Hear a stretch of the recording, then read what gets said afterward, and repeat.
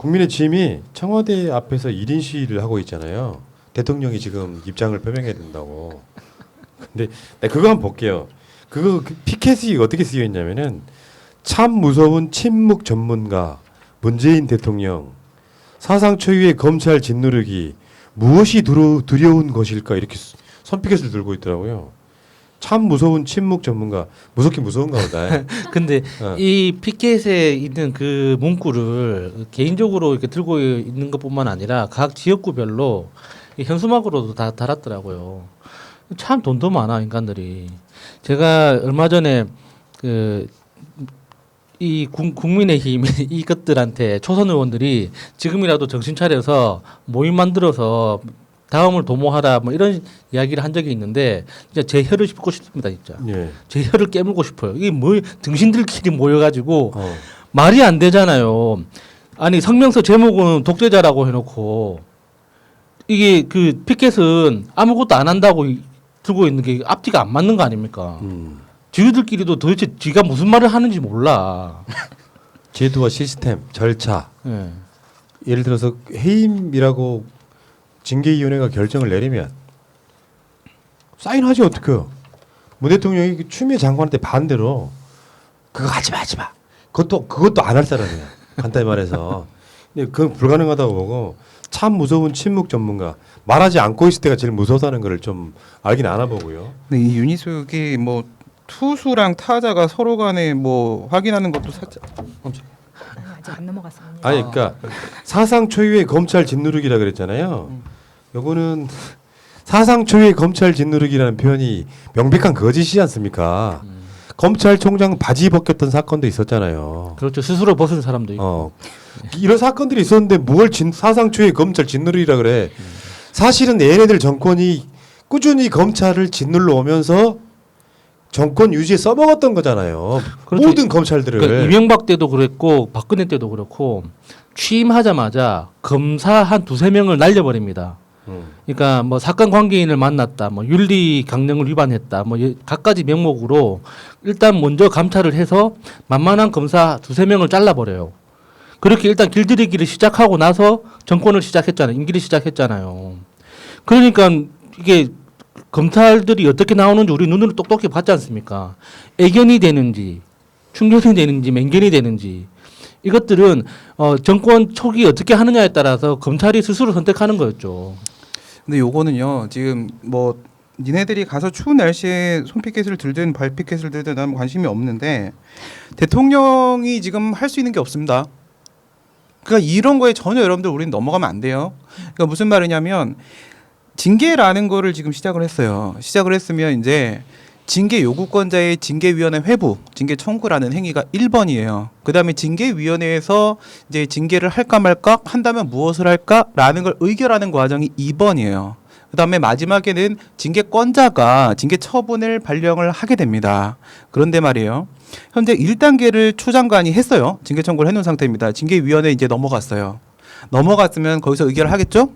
그러면 거기서 의결된 대로 징계권자인 대통령은 그대로 처분할 수밖에 없어요. 대통령이 이 징계위원회 결정에 반하는 결정을 내릴 수 있는 법적 권한이 없습니다. 현재. 대통령은 그런 권한을 갖고 있지 않아요. 그러니까 대통령한테 가서 니네들이 아무리 징징대봐야 대통령이 해줄 수 있는 게 없어. 그러니까 이런 거에 대해서 우리는 전혀 현혹될 이유가 없다는 거예요. 지금 그러니까 법대로 가고 있는 거예요. 지금. 그거를 본인들도 다시 한번 얘기하면 본인도 알고 있을 거예요. 그런데 이러한 피켓을 내걸었을 때 그냥 정치 저관여층 국민들이 봤을 때는 아 지금 대통령이 왜 말을 안 하고 있지? 이렇게까지 상황이 됐는데 그냥 이 메시지를 전달하기 위한 거고 그렇게 치면 사실 조금만 생각해 보면 그러면 조국 장관이 그렇게 당할 때도 대통령은 아무 말 하지 않았어요. 그러면은 국민의 짐은 그때도 왜 대통령은 침묵하는가라고 피켓을 들었어야 되는데 그때는 박수치고 좋아라 했었잖아. 그러네. 조국 장관 때도 한마디 안 했잖아요. 그렇지. 근데 지금 그 이완규 변호사가 윤석열 변호하면서 그랬다고 하죠. 이번 직무집행정지 처분은 정부 의사에 반하는 수사를 했다는 이유로 불편해진 검찰총장을 쫓아내고자 했으나 인비제로 인해 제도적 한계에 부딪히자 징계 절차라는 허울을 편법으로 이용해 부당한 징계 청구를 함으로써 사실상 즉각적인 해임 처분을 한 것이다라고 이야기했다는데 이 정도 되면 양아치 아닙니까? 윤석열 지금 징계 사유에 그런 내용은 하나도 포함되어 있지 않죠. 예. 윤석열 측근에 관한 문제 뭐 등등이 포함되어 있고 윤석열 자신의 처신에 관한 문제가 포함되어 있잖아요. 그러니까 확실히 보이네요. 이제 윤석열도 본인 이게 변호인의 말은 윤석열 본인의 말일 테니까 내가 조국 수사했다고 보복받는다라는 프레임을 이미 만들었어요. 이러면 진짜 개양한 체제. 해야 될 수사는 안 하고 그러니까 해야 될 수사는 안 하고 그러니까 대충이라는 표현보다는 이 정도 수사해야 될 거를 한 10배 뻥튀기 수사하고 조국 수사에 대해서는 너무나 편파적인 공정성 잃은 수사를 해왔던 본인을 정치적으로 탄압받는다고 이야기하는 지금 목소리는 국민의 지금과 윤석열이 똑같이 나오기 시작한 거죠. 그러니까 지금 윤석열의 변호인도 마찬가지고 국민의힘 초선 의원들이 이렇게 내뱉는 그런 진짜 개헛소리들도 공통점이 뭐냐면, 그러니까 동네 뒷마당 평상에서 막걸리 먹으면서 하는 이야기 있잖아요. 내가 법적인 지식은 모르지만 대충 이렇겠지라고 상상 속에서 절차를 만들어 놓고 대통령이면 처음부터 끝까지 무소불위의 권력을 가지고 뭐든지 할 수 있다라는 전제를 가지고 대통령이 책임을 안 지고 있다. 이런 논리를 갖다 붙이는 거예요. 얼마나 부끄럽습니까? 특히나 국민의힘이야 원래 인간이 아닌 것들이니까 그러려니 치지만 윤석열의 변호인이라고 나온 인간이 법적인 절차에 대해서 아무런 전제도 없이 무조건 이거는 정치적 탄압이다 이렇게 이야기하는 건 자기 의뢰인을 죽이는 짓이에요. 검찰의 진짜 실력이 진짜 드러나는 거죠. 얼마나 사법고시 끝난 이후로 한 번도 공부를 안 했다는 거예요. 그러니까 검사들은 개인정보보호법을 모르는 거지. 그런 식으로 판사들의 그 개인정보를 수집하는 것 자체가 우리나라 법에 정면으로 위반되고 있다는 거에 대해서 모른다는 게 너무 확인이 드러나는 거예요. 웃기는 게 검찰은 항명을 하려면 사표를 내서 하면 되고 국민의힘 같은 경우에는 전 당대표는 삭발하고 단식도 했습니다. 근데 1인 시위 피켓 손피켓이 뭡니까? 날씨가 춥잖아. 좀 세게 나와주세요. 네. 근데 여기에 끼어들면 안 되는 정말 법알못, 정알못들 중에 난 윤희숙은 역대 최강이라고 봐. 그래도 나경원은 있잖아요. 나경원은 판사 출신이라도 하잖아. 네. 이분께서는 지금 윤석열 불법 사찰에 관련해 뭐 이렇게 이야기하면서 이게 사찰이면 프로야구에서 투수가 타자 이런 것도 사찰이라는 거야. 투수 포수 이런 거 있잖아. 그러니까 투수가 타자를 분석해 가지고 공을 던지는 것이 검사가 판사를 분석해서 하는 거랑 똑같다는 원리를 내세우던데 야, 이 사람 진짜 법을 너무 모르는구나. 제가 페이스북에서 재밌는 댓글을 봤습니다.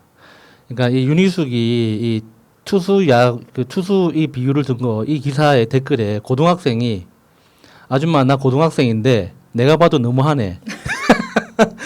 그러니까 이거는 진짜 윤희숙은 부끄러워해야 돼요. 다른 거는 뭐 이렇게 그동안 부끄러운 말 많이 했는데 뭐 고추 이렇게 활줄에 고추 말리고 이런 것도 부끄럽게 이야기를 해야 되지만 그거는 좀 튀고 싶다는 그런 욕망이 이제 과잉된 거였는데 이거는 진짜 너무 무식함이 드러난 거예요. 사찰이라는 게 그렇잖아요. 그러니까 요리도 그러니까 똑같은 칼도 요리사가 들면은 맛있는 음식이 되는 거고 살인자가 들면 무기가 되는 거 아닙니까? 근데 그걸 똑같은 칼을 들었다고 해서 살인자한테 칼 주고 요리사라고 우기는 거하고 뭐가 다릅니까? 이게 똑같은 행위만 가지고 정보를 수집하는 거 그러면은 마차님도 다 지금 전 국민 수집하고 사찰하고 있는 거지. 말이 안 되는 거 아닙니까? 근데 권력이 없는 사람이 하는 행위와 권력을 가진 사람이 하는 행위는 다른 거죠. 여기 있잖아요. 다른 여러 가지 분석이 가능한데 스포츠에서는 내가 상대를 이겨야 되기 때문에 하는 일종 스포츠 승부에 관련된 행위잖아요. 요거는 예를 들어서 검찰이 재판을 이겨야 된다고 생각하기 때문에 벌어지는 일이 가까운 거예요. 이게 관행이었든 뭐 어쨌든 간에. 그러다 보니까 하지 말아야 될 짓을 해버린 거거든요. 그게 검찰 개혁의 가장 핵심 중에 하나 그런 거 아니에요? 검찰은 이 사람이 유죄임을 입증하기 위해서 무슨 짓도 한다. 이런 논리란 말이에요. 판사까지도 사찰을 해야만 어떻게든지 하면 이겨보려고. 다른 편으로 보면 검사의 약점을 잡아가지고 검사를 협박함으로써 이런 불법 행위들을 어떻게 타자와 투수를 비교를 하는지 난 도저히 이런 사람도 정치권에 있으면 안 됩니다. 그 윤희숙이 투수와 타자를 거론을 했어요. 근데 좋습니다. 지금 검찰에서 윤석열이 얘기하는 대로 뭐 처제가 누군지를 확인을 해서 처제를 통해서 투수한테 공을 이런 식으로 던져라, 또는 이제 언론에 민감한 투수라고 하게 되면 뭐 언론에 흘려가지고 심리전을 벌인다, 뭐 이런 얘기일지도 모르겠는데, 어쨌든 당신은요 투수하고 타자라는 두 명의 주체를 세웠습니다. 그러면 제가 이 검찰에다가요 이렇게 한번 연결시켜 볼게요. 경찰과 검찰 그리고 검사와 판사 이렇게 하면 어떻게 될까요? 당신 말대로요 투수와 타자가 서로 간의 정보를 수집해요. 그걸 가지고 경기를 준비한다고 생각해 봅시다. 그렇게 치면은요 영장 청구와 관련돼서 경찰과 검찰이 투수와 타자라면, 검찰이 사찰한 정보 수집하는 것이 용인될 수 있으면 경찰도 해도 되는 거겠죠? 네, 좋아요. 그 다음에 검사하고 판사가 봅시다. 그럼 검사가 판사에 대해서 사찰하는 것이 용인될 수 있다면 판사도 해도 되는 거겠죠? 근데 그것이 여러분들 계속 검찰에서는 검찰의 독립성 주장하는데요. 이 독립성은 누가 더 보장돼야 될까요? 판사하고 검사하고요. 검찰은 행정부 소속입니다. 뚫려도 뒤에 사법부에서 마지노선이 있어요. 이걸 통해 올바른 정의로운 사회 만들 수 있습니다. 어느 쪽의 독립성이 더 보장돼야 되냐면 사법부 쪽이에요. 그렇기 때문에 그렇게 생각하신다면 저는 사법부에 검사들에 대한 사찰 기구를 따로 설치할 것을 요구합니다. 그래야 투수와 타자 공평해지잖아요. 또 윤희숙은 그랬고 장재원은 우리 방송 듣는 줄 몰랐네. 이러다 윤석열 구속시키겠다. 당연히 구속돼야지. 죄가 있으면 구속이 아니라 구속 현입이 해야죠. 그러니까 능지처참도 해야죠. 죄가 있으면 법에 정해져 있다면은 예. 거열형도 괜찮고요. 거열이형. 아까 그 신민님 말했던 것 중에 김한규 법률대변인 민주당에 윤석열의 판사 정보를 계속 취합할 것이냐 이렇게 윤석열이 대답을 못하면 이 법을 인정하는 것이다.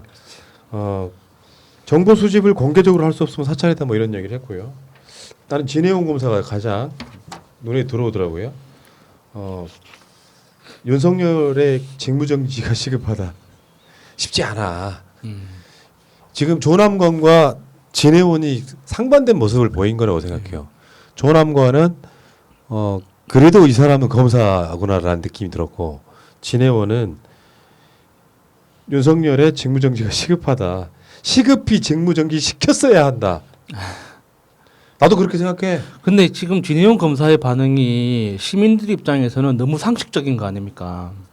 지금 추미애 장관이 이게 그 절차를 거쳐서 직무정지를 시켜서 그러니까 여러 가지 감찰 혐의들에 대해서 지금 드러났으니까 뭐 판사 사찰부터 시작해서 드러났으니까 우리가 더 분노를 하고 있는 거지만, 판사 사찰 그 건을 모를 때라도 지금까지 뭐 와이프나 뭐 장모나 뭐 여러 가지 뭐 이권 관계나 옵티머스나 이런 여러 가지 건들에 대해서 분명히 의혹을 받고 있었잖아요.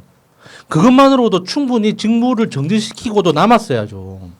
그런데 검찰의 논리는 그럼에도 불구하고 검찰총장은 임기가 정해져 있으니까 임기가 끝날 때까지는 건드리면 안 된다는 거잖아요. 그게 과연 상식적으로 맞는 거냐고. 그러니까 그 네. 2,000명이 넘는 검사들 중에 어떻게 이 이야기를 하는 사람이 단 2명밖에 없습니까? 임은정 검사랑 이 진해용 검사 봐봐요. 2명밖에 없어요. 형사소송법상으로 공소사실은 증거에 의해서 입증되어야 하고 증거는 적법하게 수집된 것이어야 한다는 원칙이 금과 옥조이자 황금률로 규정되어 있다. 우리가 다 알다시피요. 별건 수사를 통해 수집한 법관의 개인정보를 언론에 공개하는 방법으로 판사를 압박하거나 연수원 동기 법조인을 시켜 해당 판사에게 전화해서 네 약점을 우리가 알고 있다고 협박하는 방법으로는 적법하게 수집한 증거에 의한 재판이라고 볼 수 없다. 이러한 방법으로 업무를 진행하도록 지시하고 방조하고 묵인한 사실관계가 일부 확인됐다면 그 일을 덮기 위해 더한 제시를 할 가능성도 높다. 시급히 직무를 정지시키고 법원의 결정을 지켜보는 것이 옳다. 훌륭하지 않습니까? 진해용 검사는 추 장관이랑 통하고 있어요. 텔레파시가. 이게 지금 추 장관의 이 행보를 보면서 저는 볼 때마다 정말 깜짝 놀랐는데, 이런 생각 우리 해봤죠. 왜 6시에 굳이 브리핑을 해서 기자들한테 그 욕을 먹었을까? 그건 우리가 추정하는 그대로라고 저는 생각을 하거든요.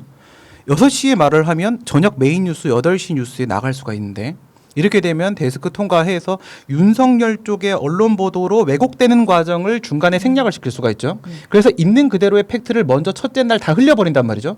이걸 통해서 자연스러운 여론 형성을 주도해내는 주도권을 추장까지 가져가는 건데 또 비슷한 게 지금 진해원 검사가 얘기한 대로 똑같은 6개의 비위 혐의를 가지고 징계 청구할 건데 뭐하러 직무정지는 또 하냐. 이것도 마찬가지거든요. 그 며칠이라는 시간 징계위원회 열릴 때까지 윤석열은 그동안 대검을 사유화해서 자신을 변론시키는데 여러 가지로 이용을 해먹었단 말이죠. 만약 직무정지를 바로 해내지 않는다면 형성권을 행사하지 않는다면 또 남은 시간 동안 윤석열은 검찰 조직 전체를 이용해서 자신을 지키려고 할 거거든요. 그러니까 6시에 한 것도 그다음에 굳이 징계를 하면서도 직무정지를 한 것도 추 장관의 엄청난 신의 한 수들이거든요. 예. 진해원 검사는 그걸 이미 느끼고 있는 거죠. 여기 재밌는 예가 있어. 진해원 검사가 예를 든 게 있어. 경찰이 구속영장을 신청하는데 경찰이에요. 영장 청구 여부를 결정할 검사를 몰래 미행하고 해당 검사와 가족들의 개인정보를 수집해서 그 검사의 배우자에게 전화한 뒤 당신 남편이 어제 성매매업소 간 것을 우리가 알고 있고 오늘 구속영장 신청서 하나 넣을 테니 알아서 판단하라고 하쇼라고 전달했을 때 경찰청장이 이런 상황을 알고도 묵인, 방임하거나 지시한다면 정당한 수사 절차라고 할 수 있을까? 정답! 쉽네요. 딱 간단하게 이해가 되네요. 나는 그런 거 있잖아요. 사실 그 법조계의 병폐 중에 하나가 판사와 검사가 그 지역 내에서 친해. 맨날 이 새끼들 만나고 술 처먹고 막 그래. 룸사롱도 같이 가고.